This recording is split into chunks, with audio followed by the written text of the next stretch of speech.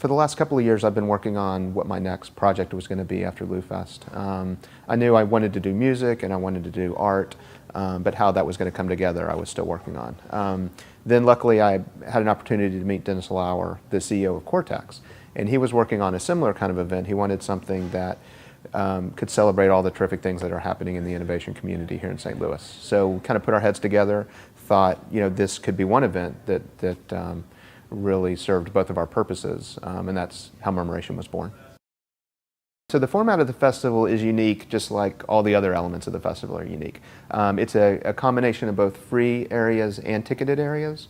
So if you want to participate in the music, that requires a ticket. If you want to participate in the thought sessions, that also requires a ticket. But beyond that, everything's free. So if you want to see what's happening in the Maker Expo, if you want to hang out at the Future Innovator Zone with your kids, if you want to come explore the art exhibits, et cetera, those are all in the free areas of the festival. We chose bands whose sound is influenced by technology. We chose bands whose live show is impacted by art and performance.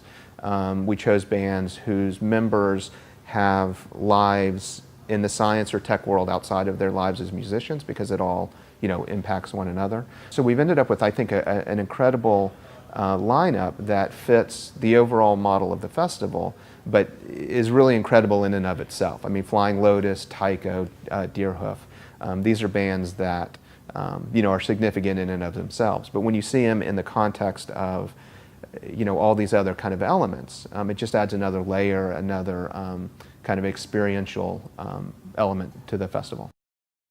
This isn't just for millennials. It's not just for people in the entrepreneurs and people in the innovation space. It's really about, if you have a curious mind and you're in St. Louis this weekend, this is where you're going to want to be, because there's so many different ways to plug in. The original goal with LouFest wasn't to create an event that would change the city. It really was to create an event that I would want to go to. I wanted to have a music festival in the city that I lived. And I was fortunate enough to have that grow and hopefully have that larger impact.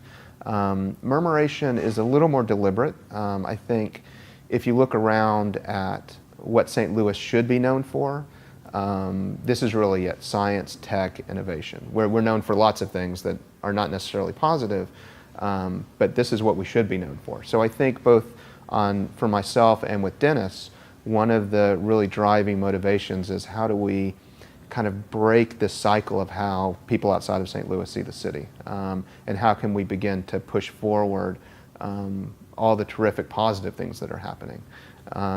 So for me, a large-scale, very diverse festival is a way to do that, because everybody comes together, everyone experiences it together. It feels like the perfect vehicle to start, changing the narrative on St. Louis, both regionally and across the country.